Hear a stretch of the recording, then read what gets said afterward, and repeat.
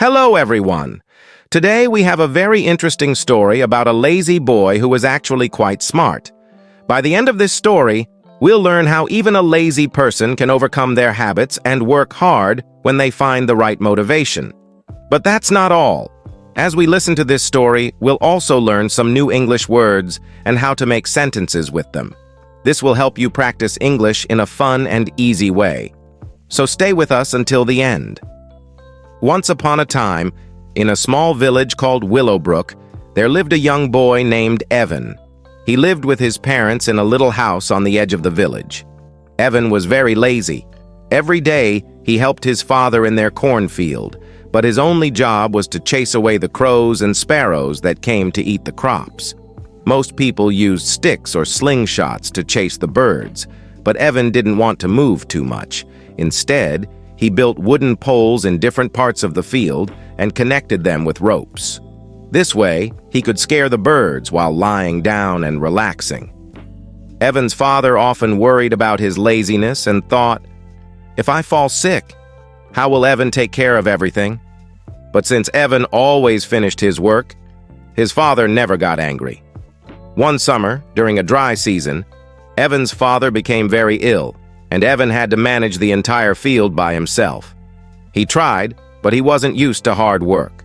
After a few weeks, the crops started to wither because they didn't get enough water.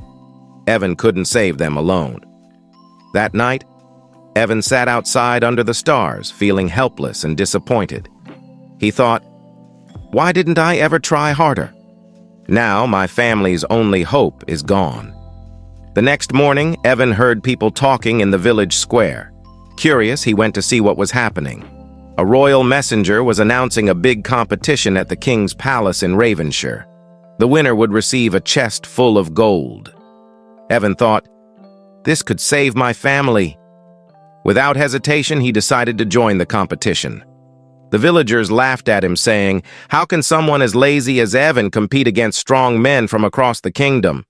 But Evan didn't care. He had 3 days to reach Ravenshire, so he set off early. Though his parents didn't believe he could win, they hoped this challenge would teach him the value of hard work. After 3 days, the competition began. All the participants gathered near a wide river. Many were strong and athletic, making Evan nervous. "How can I beat them?" he wondered. The rules were announced. They had to cross the river, and the first 3 participants to finish would advance to the final round.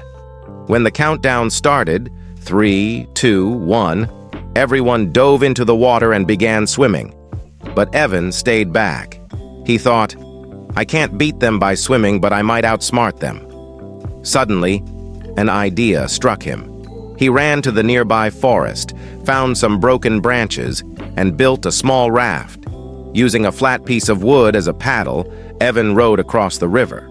While others grew tired from swimming, Evan steadily paddled his raft and passed them. By the end of the race, Evan finished third and qualified for the final round. The villagers were surprised. How could lazy Evan compete with the kingdom's strongest? The next day, the final challenge was announced. Each contestant was given a large wooden block, and they had to push it 1 kilometer to the finish line.